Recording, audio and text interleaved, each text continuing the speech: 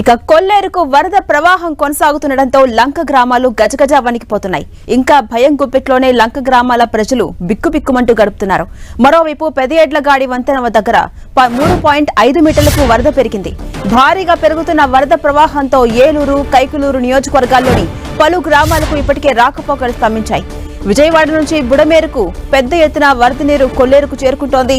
తమ్మిలేరు, రామిలేరుతో పాటు భారీగా వరద నీరు కొల్లేరు వైపు పరుగులు తీస్తోంది. భారీగా వరదలు వస్తుండటంతో రోడ్లన్నీ వరదమయమయ్యాయి. ఇదిలా ఉంటే మరోపక్క కొల్లేరులో అక్రమంగా భారీ ఎత్తున చేపల చెరువులు పెరగడం, ఉప్పటేరు దగ్గర రైల్వే లైన్ వంతెన నిర్మించడంతో సముద్రంలోకి వరద పూర్తి స్థాయిలో వెళ్లట్లేదు. దీంతో ఈ వరద నీరంతా కొల్లేరును ముంచెత్తే పరిస్థితి ఏర్పడింది. మండవల్లి మండలంలోని పెరుమాలంక, నందిగామలంక, ఇంగిరిపాకలంక, తక్కెళ్లపాడు, పులపుర్రు, కొవ్వాడలంక, కైకలూరు మండలం శృంగవరప్పాడు, అలాగే పందిరిపల్లిగూడెం, కొట్టాడ, నత్తగుళ్లపాడు, ఏలూరు గ్రామీణ మండలం కోమటిలంక, గుడివాకలంక, పైడిచింతపాడు గ్రామాల్లో వరద 4 అంగుళాల మేర పెరిగింది. దీంతో 5 నియోజకవర్గాల్లో 122 గ్రామాలు వరదలో చిక్కుకొని తీవ్రమైన ఇబ్బందులు పడుతున్నాయి.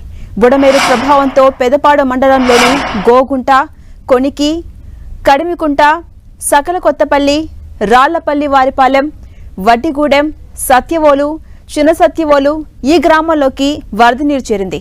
ప్రభుత్వం ఎప్పటికప్పుడు అధికారులతో సమన్వయమవుతూ పునరావాస కేంద్రాలకు చేరిన వారికి వసతితో పాటు అల్పాహారం, భోజనాలు కూడా అందిస్తోంది.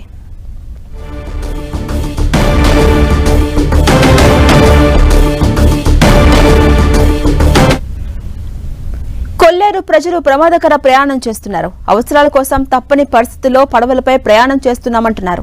గ్రామాలు ముంపునకు గురై 10 రోజులు అవుతున్నా అధికారులు పట్టించుకోవట్లేదని ఆవేదన వ్యక్తం చేస్తున్నారు. అధికారులు, ప్రజాప్రతినిధులు కనీసం తమ వైపు కన్నెత్తి చూడటం లేదని వాపోతున్నారు లంక గ్రామాల ప్రజలు. దీనిపై మరింత సమాచారం మా ప్రతినిధి శ్రీనివాస్ అందిస్తారు. కొల్లేరు ముంపుతో లంక గ్రామాల ప్రజలైతే కూడా ప్రమాదకర ప్రయాణం అయితే కూడా చేస్తున్నారు. అవసరాల కొద్దీ బయటకు రావాల్సిన పరిస్థితి, బయటకు వచ్చిన వాళ్ళు లోపలికి వెళ్ళడానికి రహదారులు లేని పరిస్థితి. ఈ నేపథ్యంలోనే వాళ్ళు పడవల ద్వారా ప్రయాణం చేస్తున్న పరిస్థితులు కూడా మనం విజువల్స్లో కూడా స్పష్టంగా చూడొచ్చు. పెద్ద ఎత్తున కొల్లేరు పొంగి ప్రవహిస్తుంది. ఈ నేపథ్యంలోనే వారు రోజువారీ అవసరాల దృష్ట్యా ఏలూరు కానీ లేదంటే కైకలూరు కానీ ఈ ప్రాంతాలకు రావాల్సి ఉంటుంది. ఒకవేళ ఆరోగ్య సమస్యలు వచ్చినా కూడా వాళ్ళంతా కూడా హాస్పిటల్స్కి రావాలంటే ఏలూరు లేదా కైకలూరు రావాల్సిన పరిస్థితులు అయితే కూడా ఉన్నాయి.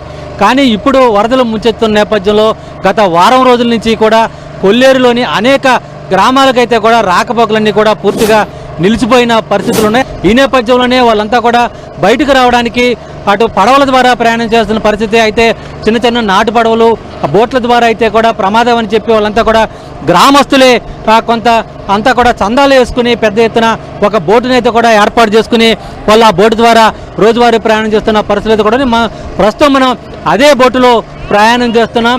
ప్రస్తుతం ఏలూరు వివిధ అవసరాల కోసం వచ్చి మళ్ళీ తిరిగి పెనువాకలంక గ్రామానికి వెళ్తున్నటువంటి ఆ గ్రామస్తులతో కలిసి మనం బోటు ప్రయాణం చేస్తున్నాం. ఒక రకంగా ఈ ప్రయాణం అంతా కూడా ప్రమాదకరం అని చెప్పి వాళ్ళకి తెలుసు. అయినప్పటికీ కూడా తప్పని పరిస్థితులు. చంటి పిల్లలు సైతం వారికి అనారోగ్య సమస్యలు వచ్చాయి. గత వారం రోజుల నుంచి కూడా ముంపు ప్రాంతం, వర్షాలు, వరదలు వస్తున్న నేపథ్యం. ఈ నేపథ్యంలోనే అనేక అనారోగ్య సమస్యలు కూడా వచ్చాయి.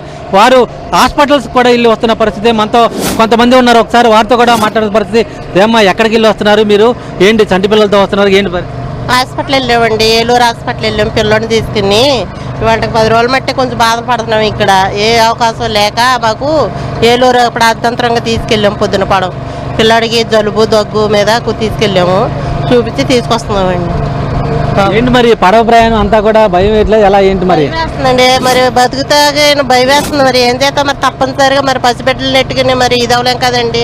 మాకు ఏ దాటర్లు లేరు మరి చూపిస్తాయి. గుళ్ళోను ఊరు చూసి మునిగిపోయింది. ఆ ప్రయాణం అంటే భయంగానే ఎక్కి పొద్దున పడవ కూడాను. పోషకాహారం లేదు, పాల ప్యాకెట్లు అందించలేదు, ఒక బియ్యము, నిత్య సరుకులు కూడా మాకేం అందించలేదండి. మేము డైలీ జీవనధారణకి వెళ్తేనే మాకు పూట గడిచిద్దండి. ఆ టైం అనేది గత 20 రోజుల మట్టి వరదలు వచ్చి ఇళ్ళగడే కూర్చుని ఉండాల్సిన పొజిషన్ వచ్చింది. పనికి వెళ్తేనే మేము బతికిడే వాళ్ళం. ఎట్టి వెళ్ళడానికి రహదారులు లేవు. మా రోడ్డు ఎప్పుడు చూసినా సరే మునిగిపోతూనే ఉంటుంది. ఏ ప్రభుత్వం కూడా పట్టించుకుంటులా. కనీసం రోడ్డు అనేది ఉంటే మేము బయటికి వెళ్ళి బతకడానికైనా అవకాశం ఉండేది. ఏది లేక గిట్ట ప్రాణాలు తెగించి గిట్ట వెళ్ళడం పొడల మీద ఎక్కడా కూడా అంటే ప్రభుత్వాలు ఎక్కడో విజయవాడలో వరదలు వచ్చాయని చెప్పి వాళ్ళకి సహాయ సహకారాలు అందిస్తున్నారు. కానీ ఇక్కడ ఉన్నటువంటి ఎమ్మెల్యేలు కానీ స్థానికంగా ఉన్నటువంటి అధికారులు కానీ వారం 10 రోజుల నుంచి కూడా తామంతా కూడా ఇబ్బంది పడుతున్నా వాళ్ళు ఎటువంటి చర్యలు తీసుకోవట్లేదు, ఎటువంటి సహాయ సహకారాలు అందించట్లేదని చెప్పి కూడా కొల్లేరు లంక గ్రామాల వాసులైతే కూడా కొంత ఆవేదన వ్యక్తం చేస్తున్న పరిస్థితులు కూడా కనపడుతున్నాయి. ఇది వీడియో ప్రసాద్తో శ్రీనివాస్ టీవీ కొల్లేరు లంక గ్రామాల నుంచి.